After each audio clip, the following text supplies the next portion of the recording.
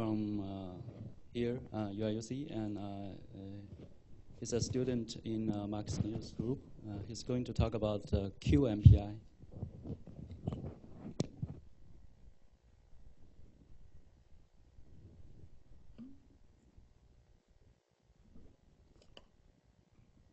Good afternoon.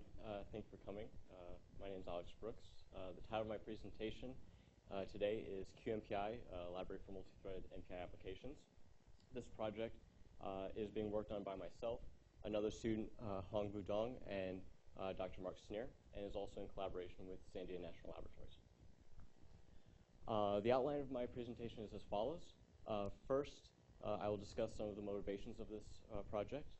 Next, I will talk about a communication model that we have proposed with respect to the motivations that we've outlined. After that, I will briefly introduce QThreads, which is a lightweight tasking model developed at Sandia National Laboratories and is used within this project. After that, I will actually discuss our implementation of the project, which is QMPI, and present a few results, and then summarize with a conclusion and talk briefly about future work. So despite developing tools for high-performance computing for the last few decades, we still have problems performing communication with large numbers of threads, specifically with MPI. And these problems can be caused by, for example, locking, coarse-grained locking, polling for communication completion, or thread scheduling. And as a result, there are a few multi-thread applications which use the standard, or which use MPI and P-threads. So to kind of back this up, I'll discuss a little bit about the current design of MPI. So right now, MPI code is executed by a calling thread, and within most implementations, it requires coarse-grained locking to execute the MPI code. And so if multiple threads try to perform communication, the execution of the communication code will actually be serialized. And in fact, there are some implementations which don't even support multiple threads concurrently calling MPI communication code. So both of these things prevent performance of multi-thread communication within applications. Next, communication completion is usually observed through polling. This is usually polling progress engine, which requires a separate call to the progress engine, which can also decrease performance. And finally, in most cases, the thread scheduler is unaware of which threads have actually completed communication and can be marked as runnable again to continue execution. To kind of back up this design, we've ran a few micro benchmarks. This is specifically ping pong, multi-threaded ping pong. There are two tests, one which only uses MPI and one which uses MPI and P-threads. Both tests have 2 nodes of a compute cluster. The compute cluster has 12 cores per node. And so with the MPI-only case, which is the blue lines, we have 1 MPI process per core, so 12 MPI processes per node, and pairs of processes between the nodes are ping-ponging. With the P-thread case, it's run on the same nodes, except the difference is that we've got 1 MPI process per node and 12 P-threads per process, so 1 P-thread per core. And as you can see, the performance of the MPI plus P-threads is much worse in both the execution with using MPitch and MBA pitch, especially for small-sized messages. And this is mostly due to the fact that these 2 implementations require coarse-grained locking, and so the actual overhead of doing the locking is pretty large compared to the actual execution of the send and receive calls for small messages.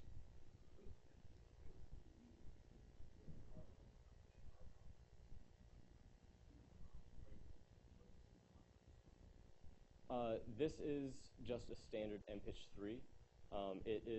The compute cluster is InfiniBand based, and the configuration that we had for MPitch didn't really support very well the InfiniBand, like the full support of using InfiniBand. So in regards to this bad performance, we sought to come up with two goals. The main goal is to enable efficient use of multi-thread two-sided communication, specifically using MPI as the communication. And we do this by using lightweight threads and a low overhead scheduling for managing communication completion. Both of these I'll talk about a little bit later. And then the second smaller goal is to just develop a cohesive API for improving programmability of multi-thread MPI applications. So next, I'm going to briefly discuss the general communication model that we use in this project, and I will later go into the actual implementation details. So the main idea is for a single node, we have a single communication engine and many worker threads. Each worker thread for a single application executes a bunch of lightweight tasks.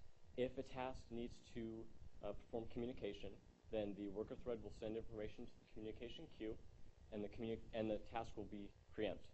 The communication queue will then, once the communication for the task is complete, mark the task as runnable again and allow the worker to continue execution of that task. This allows for worker threads to not remain idle when communication is being performed. So next, I'm going to briefly introduce Q-threads because it's a vital part of this project. So as I said before, Q-threads is a lightweight tasking model developed by Sandia National Laboratories, which can support millions of lightweight threads. And within Q-threads, there are three main entities. There is a task, a worker, and a shepherd. A task is a basic function of execution. A worker is a hardware context, like a thread or a p-thread, which executes a bunch of tasks for an application. And then a shepherd is just a queue of tasks. Within Q-threads, there is specific synchronization support, specifically through full empty bit semantics. So the idea is there's a specific variable that you can use to provide synchronization based on a single bit of the type. So if the bit is marked as 0 or empty, it can be considered that data is not written. If the bit is marked as 1 or full, it can be considered that the data is written. The synchronization allows two operations. You can either read on a full empty bit type or write on a full empty bit type. When you do a read, it will stall a task until the full empty bit is full, and once it is full, the task will be marked as, will be rescheduled or put back into the shepherd, and the bit will either be set as empty or remain as full. And then for write, it's kind of the same except opposite, except in reverse. The task will stall until the full empty bit is empty, and then once it is empty, it will reschedule the task, write the data, and then set the bit as full. And so the synchronization, the full empty bit synchronization is mainly used for the scheduler. And so the scheduler, well, okay, so first, with the three entities, we have the task, the worker, and the shepherd. Each worker, or p-thread, is associated with a single shepherd. We can have multiple workers per shepherd, so you can have a collection of tasks where many p-threads are pulling these tasks and executing them. With the specific scheduler that Q-threads uses, it supports work stealing. So if a shepherd is empty and a bunch of workers are idle, it can go and steal tasks from another shepherd, and this kind of provides some sort of load balancing. And the main thing with the synchronization is that tasks will preempt when they're waiting on synchronization. So if a task performs a read or write on a full empty bit, if the full empty bit is not marked appropriately for that specific synchronization, it will deschedule that task and put it in a specific container and allow the worker to pull another task and continue execution. That way the worker does not remain idle. So in overview, Q-threads kind of supports basic oversubscription with millions of tasks, which can be spawned with really minimal overhead and performance. The worker idle time is reduced through the task preemption for synchronization. With the work stealing, there's a sort of automatic load balancing where workers do not remain idle if there's more work elsewhere to be done. And the final thing, which is a drawback of Q-threads, is that it's a shared memory environment. So you can only, currently as QThread stands, you can only use it on a single node. So with this being said, we sought to develop an API to combine QThreads and MPI because it seems that these lightweight tasking models are becoming more popular today, and with the value in having oversubscription with QThreads, we think this will improve our ability to actually execute code, and by having this communication model that I previously presented, it will improve communication for multi-thread applications. So now I'm going to briefly discuss the actual project. So as I said, QMPI is a combination of QThreads and MPI in one cohesive interface. So it has the QThreads lightweight tasking model with the QThreads scheduler, and it performs communication through MPI. The difference between our implementation of the communication model with QMPI and what I previously presented is that the communication engine actually has two threads dedicated for it. One is specifically for communication, so actually doing like MPI send or MPI receive, and the other is actually dedicated for the synchronization for QThreads. The reason we do this is because, again, with respect to small messages, the overhead of actually doing the synchronization is very large compared to the execution time for small messages. So our thought is that we want to overlap doing communication and managing synchronization as much as possible. So we thought that having two separate threads for doing this would be able to achieve that. And so now I'm going to kind of walk through the actual implementation of the QMPI environment. So the white box is a single node. Within a single node, we've got a single MPI process. And within this process, we've got our communication engine, which is in blue. In the communication engine, we've got a communication thread and a synchronization thread. Each of them have a queue associated with them for managing requests. And then next to those, we've got our P threads, which are our workers for the rest of the cores. And next to those, we've got a single shepherd for each worker. And then this is the synchronization container I mentioned previously that's providing queue threads for managing descheduling and rescheduling tasks that are preempt. And then below, of course, is the network that's associated, that the node is attached to. So for a typical run of an application using QMPI, you would spawn a bunch of tasks. They would all be placed in these shepherds, and each of the workers would take a single task from the shepherd. Say one of the tasks needs to perform communication, specifically the one executing in this worker. What will happen is the worker will submit a request to this communication queue, and then the task will perform synchronization on a full empty bit specifically for the communication request. This triggers queue threads to send the task to the synchronization container, allowing the worker to take another task from the shepherd. So this basically submits a request for communication and preempts the task to allow the worker to continue executing other tasks. Once the request is in the queue, the communication thread will see it. It will take the request from the queue, perform the actual communication. If it's a send, then it'll perform a non-blocking send. If it's a receive, it'll perform a non-blocking receive. The reason we do non-blocking is because we want the thread to be able to execute as much communication as possible before having to wait for a single communication to complete. So we take the request, submit it to the network, and then mark the request as waiting and put it back in the queue. Now, after some time, the thread will pull other requests, perform those communication requests, and then once a communication request is actually complete, when it pulls it from the task, it will do a polling operation like an MPI test. If it's complete, then it will push the request to the full empty bit queue. And this triggers the full empty bit thread to actually do the synchronization to mark the task as runnable to put it back in the shepherd. So the request will be pulled by the thread. The synchronization operation will be performed. It will go through the synchronization container, find the task, which was associated specifically with that full empty bit, and put it back in the shepherd to be marked as runnable. Once it's in the shepherd, the communication is complete and the data is where it is, or where it was scheduled to be placed. So that's the basic, the overall design that goes into how a QMPI application actually runs for an application. So what we did was we ran the same ping pong micro benchmark for QMPI.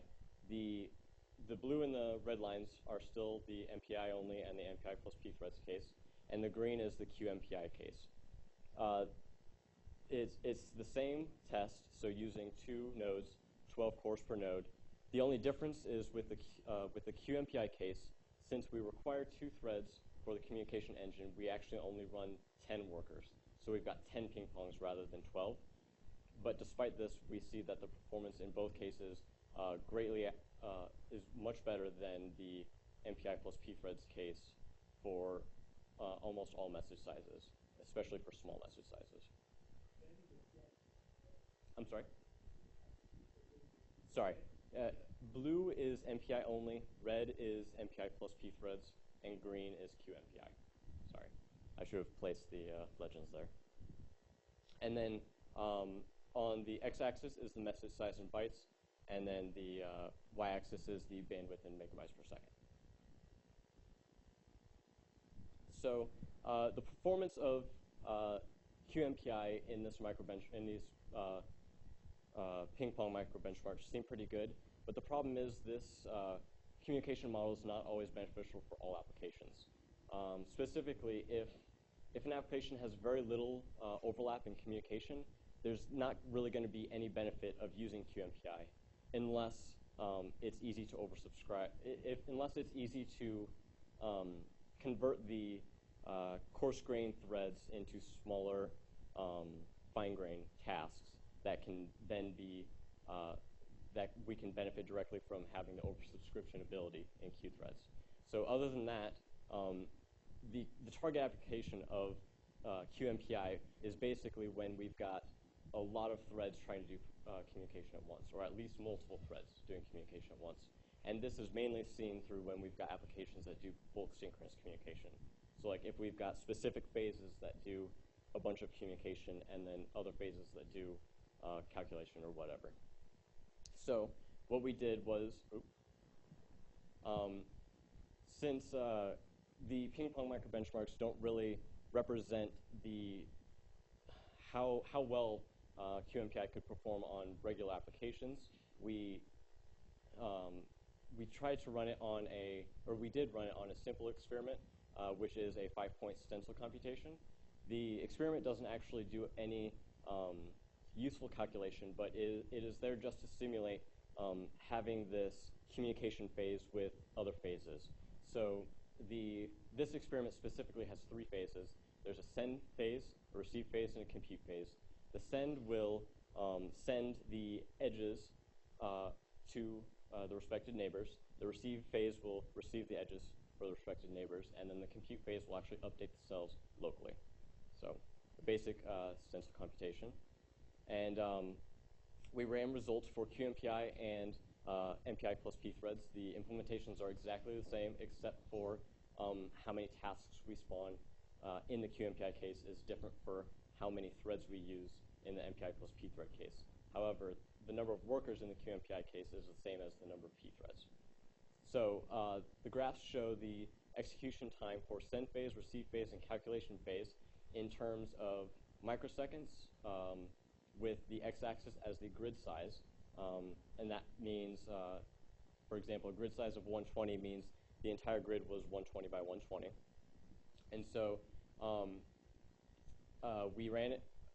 The tests are also for 16 nodes. And so we ran it for 3 different sizes. And for almost all of the communication phases, QMPI outperforms MPI plus pthreads by a little bit, which is good news.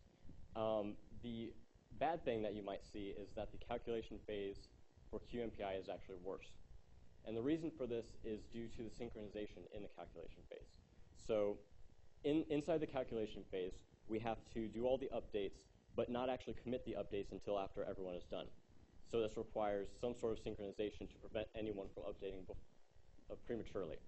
So with the QMPI implementation, we had to resort to using full empty bit barriers, which, since it requires going through the synchronization container and descheduling and rescheduling these tasks, for small size problems, the overhead is kind of bad.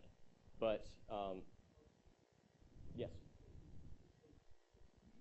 Yes, it's 2D. Yes. Correct. Yes, this size is very small. So each of these has 9 threads because the way we designed it, it had to be a perfect square. So it is, let's see, 16. So 120 divided by 4 is 30 elements per node divided by 3, so 10. So for the smallest case, there are 10 elements per thread. So yes, the size is very small. But it's our hope that as we scale up, it would present the same results.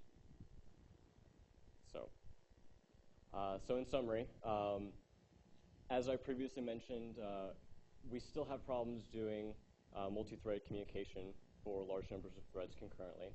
To address this, we implemented QMPI, which uses a specific communication model to try and improve multi-threaded communication performance, or decrease the overhead. And from the preliminary results that we've gained, we see that QMPI performs quite better than MPI plus P threads in many situations. So beyond this, we're looking at future work. Currently, we need to test QMPI with real applications because just running these micro benchmarks or that simple stencil computation doesn't really showcase the actual benefits of using QMPI in the real world. So right now, we are targeting specifically 3 applications. MiniGhost, which is, it is a stencil computation micro benchmark, but is much more robust and is developed by Sandia National Laboratories. Lulesh, which is a hydrodynamics code out of Lawrence Livermore National Lab, and then Unbalanced Tree Search, which was actually presented earlier. So those are the 3 that we're focusing on right now. And then once we gain results from those, we want to look at including message aggregation. The reason for this is because even though we get better performance in QMPI with small size messages, we still have a lot of room between the MPI-only case and QMPI. And we hypothesize that having message aggregation for small size messages will actually improve the performance even more. So we're planning on looking into that. And then a possible point for future work is to actually push this communication model with Q threads into an implementation of MPI. That is all. Thank you, Alex, for the talk. Any question?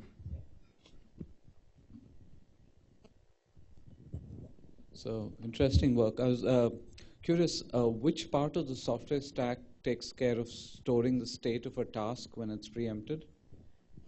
I'm not too sure, honestly. I haven't looked very deep into the Q-Threads environment. Because many projects need compiler support, even starting from Silk 1 to save all the local variables and restore. So, and I don't think there's any compiler work here, right? No. Right. So it'll be. But so when it gets suspended, I guess it is able to capture all its state. Okay. Right. Yeah, but okay.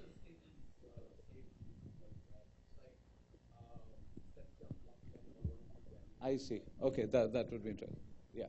And yeah, I think UTS, so we had some experience at RISE, which was published in IPDPS 2013 with this communication worker model. Mm-hmm. And with UTS, we saw, I think the results would definitely depend on how dynamic the application is. Yeah. And UTS, we saw significant, like more than a factor of 10 performance improvement compared to MPI, running MPI on all cores. Okay. That is very good to hear. So I think we're right on time.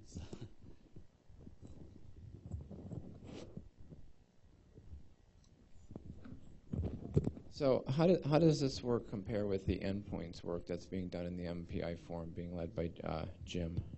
I'm not very familiar with endpoints. Can you? Yeah, I was going to say. So Mark's. He briefly mentioned it, but All right. So I read a paper by, that Jim was the lead author, Mark and Doug Miller, and different folks, and it looks very, very similar. So you ought to make sure you clear that. Talk to Mark about what the differences are and be able to, from an academic point of view, be able to distinguish them.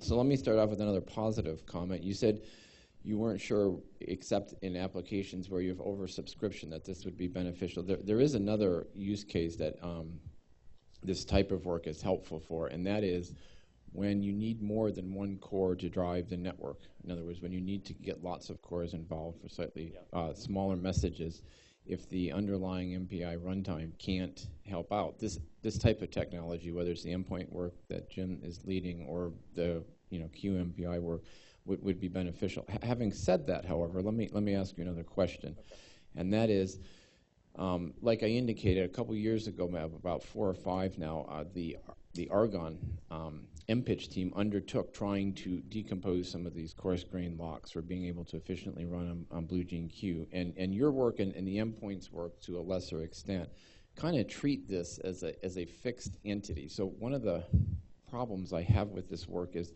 you're treating a piece of software as unchangeable, and it certainly isn't, and it's been demonstrated that they can do it. So what I'd really like to see out of this work is, I'm not saying that this work is superseded or not needed in the light of that work, but you shouldn't cast it as unchangeable. I really think there's still value here, but you really ought to figure out, based on, once you do decompose the MPI runtime into finer grained locks and you see what that performance is, then see what the value is on top of it. Yeah. Thank you.